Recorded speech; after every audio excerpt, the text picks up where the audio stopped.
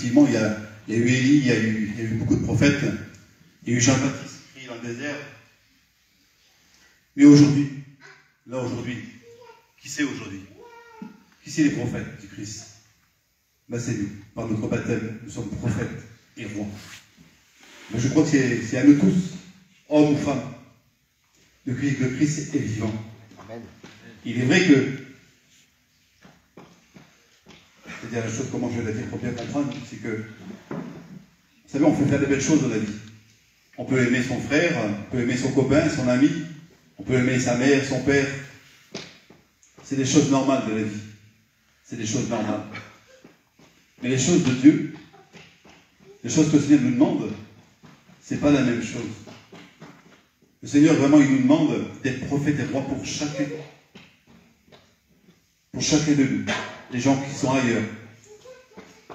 Tout à l'heure, le frère, tout à l'heure, il a dit, vous dites ce que le Seigneur vous donne dans votre cœur. Aujourd'hui, moi, je vais vous dire quelque chose que le Seigneur, il m'a mis dans mon cœur pour vous dire.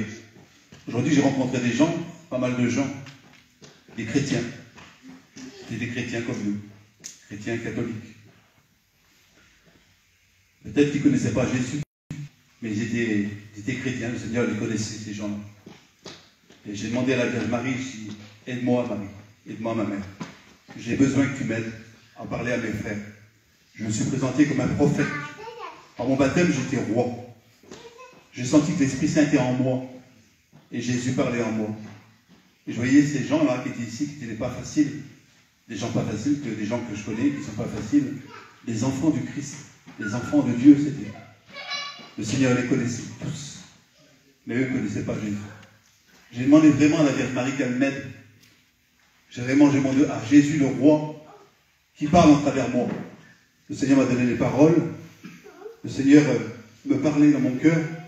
Et je voyais ces gens, aujourd'hui encore, aujourd'hui en 2021, malgré les problèmes qu'on passe, les difficultés, les maladies qu'il y a, que le Seigneur, il est toujours présent, il parle toujours. Il me parlait, et les gens répondaient au Seigneur. J'ai trouvé ça magnifique. Je dis merci Seigneur Jésus. Parce que, vous voyez, en fait, ce sont des gestes que ça. C'est simple. C'est une chose comme ça, d'être sincère avec le Christ et de faire les choses comme le frère dit tout à l'heure, il a dit, pas de faire plaisir aux gens, mais vraiment donner la parole du Christ telle qu'elle doit être donnée. De ne pas pouvoir, parce que c'est dangereux, de dire n'importe quoi pour amener nos frères dans des endroits où il ne faudrait pas. Nous essayons à être le plus possible sincères et de ne pas aller plus loin, pas déborder. Nous ne sommes pas des théologiens, mais tout simplement d'essayer de vraiment parler de Christ en nous. Et moi, Jésus, je sais qu'aujourd'hui encore, nous sommes encore nous-mêmes prophètes et rois par notre baptême.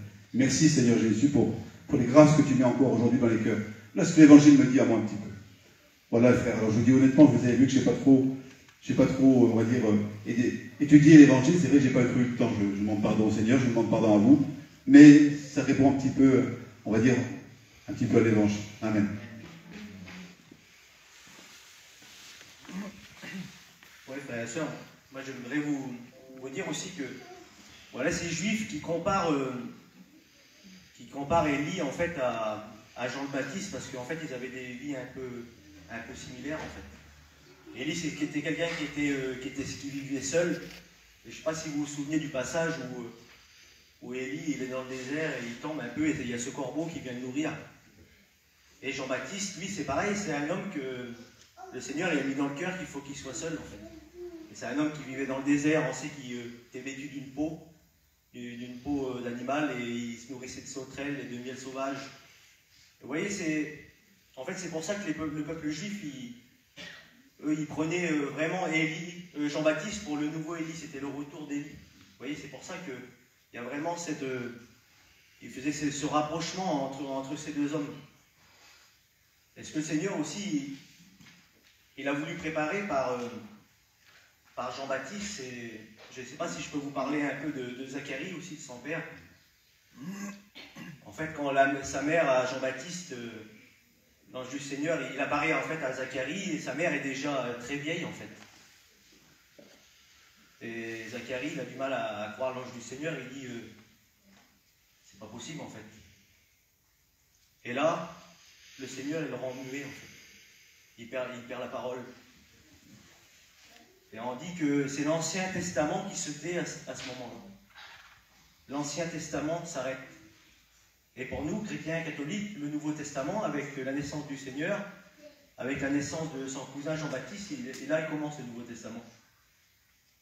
Et vous voyez comment c'est important de connaître aussi la parole de Dieu, de s'y intéresser.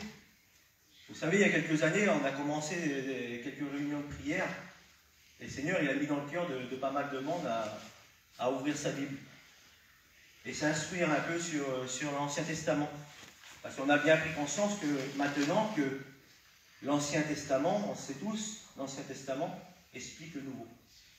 Et le Nouveau explique l'Ancien. Donc on ne peut pas rester bancal.